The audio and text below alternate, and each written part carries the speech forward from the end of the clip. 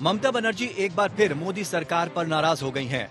उन्होंने कोलकाता में एक रैली को संबोधित करते हुए कहा कि मुझे एक अपर सचिव का पत्र मिला जिसमें कहा गया कि पीएम मोदी 7 बजे दिल्ली में नेताजी की मूर्ति का अनावरण करेंगे।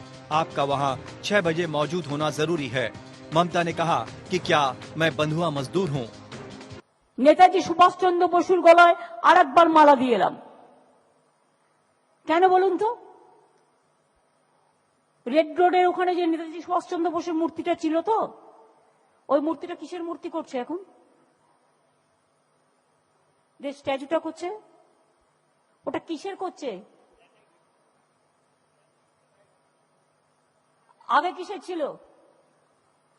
আগে কিসের ছিল? দিল্লিতে নেতাজির যে মূর্তিটা ভাঙা হয়েছিল। ममता बनर्जी को इस बात पर भी खासी नाराजगी है कि एक अंडर सेक्रेटरी एक मुख्यमंत्री को पत्र कैसे लिख सकता है।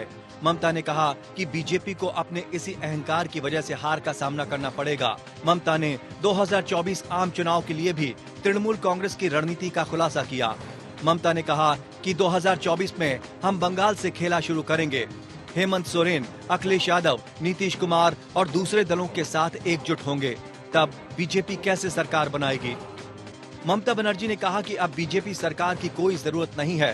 ममता यही नहीं रुकी बल्कि ये भी दावा किया कि झारखंड में ऑपरेशन लोटस को नाकाम करने में उन्होंने भूमिका अदा की। ममता ने कहा कि हाल ही में बंगाल पुलिस ने झारखंड के विधायकों को बहुत अधिक नकदी के साथ गिरफ्तार करके पड़ोसी राज्य में खरीद फरोख्त को रोका और हेमंत सोरेन सरकार को गिरने से बचाया।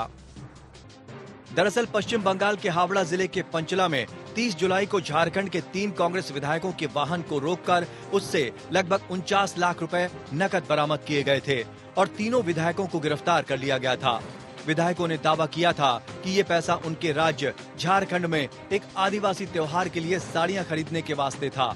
वहीं गठबंधन सरकार में शामिल कांग्रेस ने दावा किया कि बीजेपी विधायकों को 10-10 करोड़ रुपए और मंत्री पद की पेशकश करके हेमंत सोरेन सरकार को गिराने की कोशिश कर रही थी।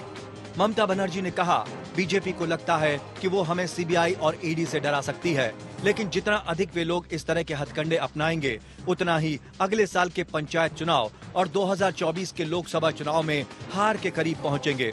कुल मिलाकर नीतीश कुमार की विपक्षी एकता की कोशिशों के बाद ममता बनर्जी ने एक बार फिर नए सिरे से विपक्षी एकता की कोशिशों में शामिल होने का मन बना लिया है। Bureau report, APN।